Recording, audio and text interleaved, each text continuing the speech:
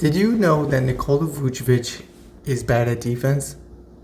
Yeah, you probably already knew that. But the question is, how bad is he actually?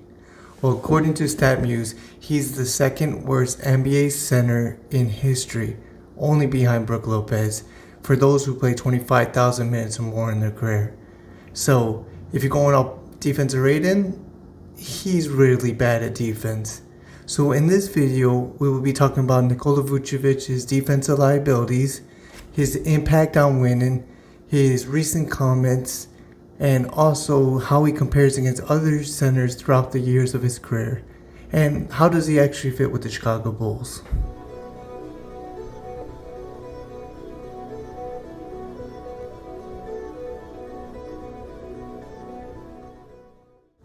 Nikola Vucevic is not all that bad at basketball, or else he wouldn't be averaging close to 32 minutes per game in his entire career. So what does he actually do well that keeps him on the court? Well, he's a really good rebounder. He boxes out really well. He sets good screens, and he's a good pick and pop player, also pick and roll. He's a willing passer, and his post moves are close to being elite. I think he doesn't use the post-up game a lot. He should. I don't think Billy Donovan uses his centers well.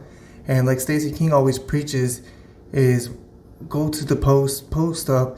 I know he's from the 90s, but like that's what Vucevic does well, and we don't use that.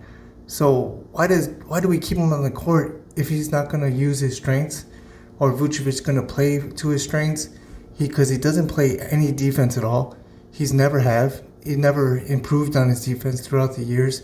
When he was young, now that he's getting older, it's still pretty bad, and it's just getting worse. So the worst thing for me of why Vucevic is bad at defense is his mentality. He always makes up excuses on why we lost or why his defense is bad and so on. Here's a few things that he said recently. Now, I'm not going to read this word for word. You guys can always just pause the video and read it. But what he basically is saying that in the NBA it's hard to defend because the refs favor the offensive player more, and that everyone knows how to shoot, so it's like impossible to defend. He also is blaming the Bulls' success on Lonzo Ball's injury. They all kind of do that. AK has done that. DeMar has done that. Zach has done that. So that's been a constant excuse for 3 years. And he's kind of old at this point. And then he's saying that last year the constant trade rumors affect their performance on the court. I don't see how this affected anyone. I think it just helped them, like with Zach demanding a trade and made Kobe White step up and other players. So I don't see this being the reason why. I do think that some of this could be valid, but he's always making up excuses, and after a while it kind of gets old. The Bulls give up a lot to get him, and it hasn't really played out well. His impact on winning hasn't really been there. A lot of that blame, I think, goes on him and the coaches, in my opinion. If you're going to pay the guy $20 million next year and $21 million the year afterwards, you kind of want him to impact winning either off the court or on the court, or preferably on both sides, but he just doesn't. And now, how much is that affecting his teammates, knowing that he's unreliable on defense and he's just going to make up excuses? So I don't think he has much impact off the court on winning. So how much does he have on the court? He's not really impacting winning on the court either in his career. So in 899 career games played, he's won 369 of them and lost 530. His playoff record is 3-13. So he's not really winning much in the regular season or the few times he was in the playoffs. I think he has a lot to do with those records, especially with Orlando. He was the top player there. He has a plus minus for his career, a negative 1,369. That's a negative 105.3 per season. And he doesn't do well on the defense end, like we've been pointing out. 0.9 blocks as a 7-footer for your career is a tough number to see. And 0.8 steals per game is also, to me, really bad, especially in Billy Donovan's system where deflections is the number one goal. On their defense, he plays the drop coverage as well. They usually get more steals that way. 0.8 steals per game is pretty bad. So his defense has never been there, but his offense has, right? Well, not really, because we don't use him, right? His career average for his field goal is 49.5%. Comparing that to centers in last year in 2024, 55.8% was the average. That's 6.3% difference on the wrong end. So he's not really shooting that well. He's not average center in shooting. His three-point shot, though, is 34.1% compared to the average center, 35.1%. So he's 1% lower than average there. His free throw percentage is 76.8%, which is a lot better than the average for the centers last year. So their average was 72.1. So that's a good, 4% difference. But is that a good thing, though? Because Nikola Vucevic only goes to the line 2.1 times per game in his entire career. Like, you're a 7-footer with post moves and you only go to the line 2.1 times per game. It's basically one possession, a little bit more than one possession that you could draw a foul and get to the free throw line. So 2.1 is hard to see. And now, before you say like the plus or minus thing was tough, because it's more of a team thing. Well, I compared his numbers to Kobe White and DeMar, and because they led the team in minutes, right? And Kobe had a negative 38.6 last season compared to Vucevic's negative 181. DeMar had negative 63, and DeMar is considered to be a really bad defender as well. And Vucevic, like, negative 181, he obviously was the worst player on the floor that impacted winning. All right, now we're going to actually discuss Nikola Vucevic's defensive ratings throughout the years of his career against the NBA centers at the time, and where does he actually rank among centers. And it's not good because, as I said earlier, he's the second worst all time in NBA defensive rating when a center gets 25,000 minutes or more in their career. So Nikola Vucevic has played tons of minutes, and he has played tons of no defense. So, in what defensive rating or defense efficiency is a statistic we use in basketball to measure individuals' player efficiency and prevent the other team from scoring points. Dean Oliver created it. He came out with a book in 2004 called Basketball on Paper.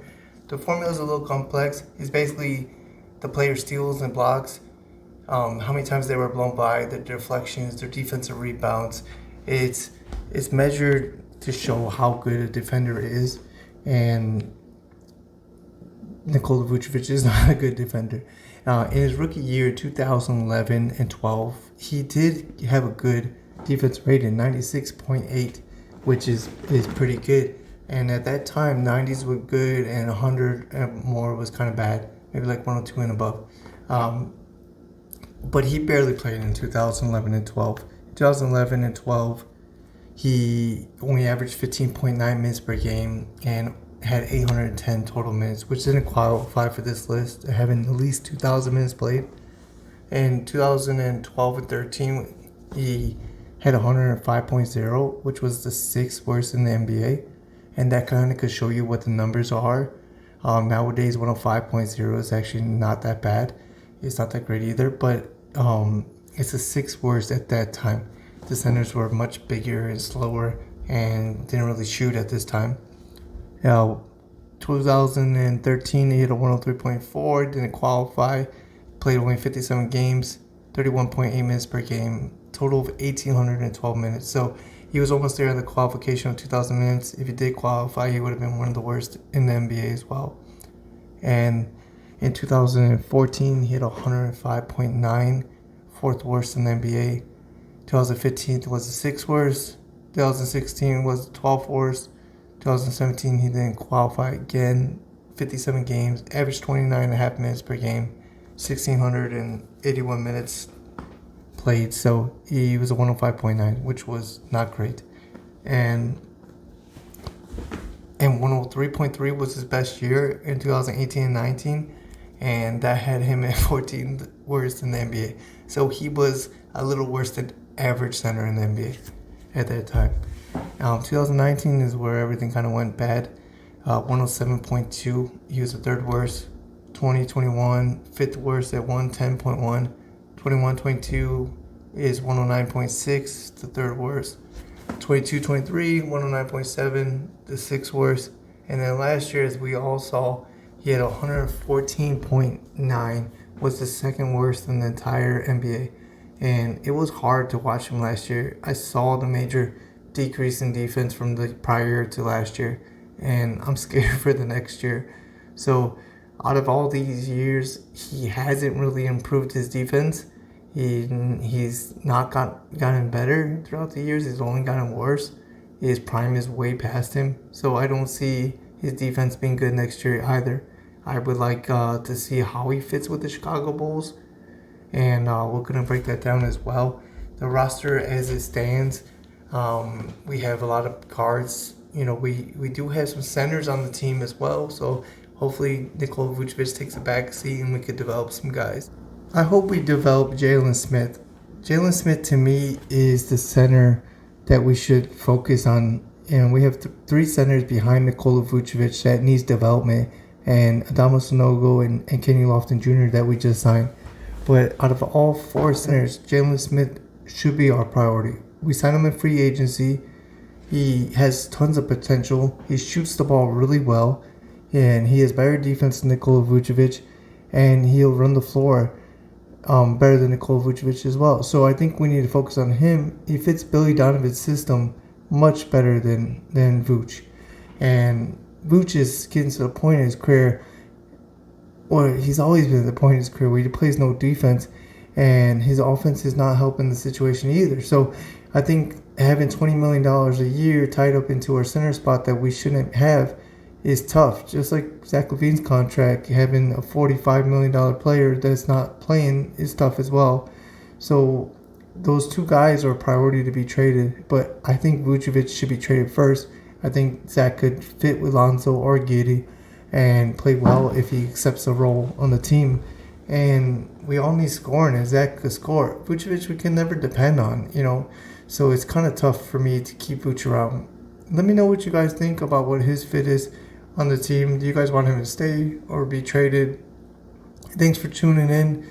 Just started this channel a couple weeks ago, so trying to get as many viewers and subscribers and giving the thumbs up actually helps get my video out there. Appreciate you guys, and see you in the next one.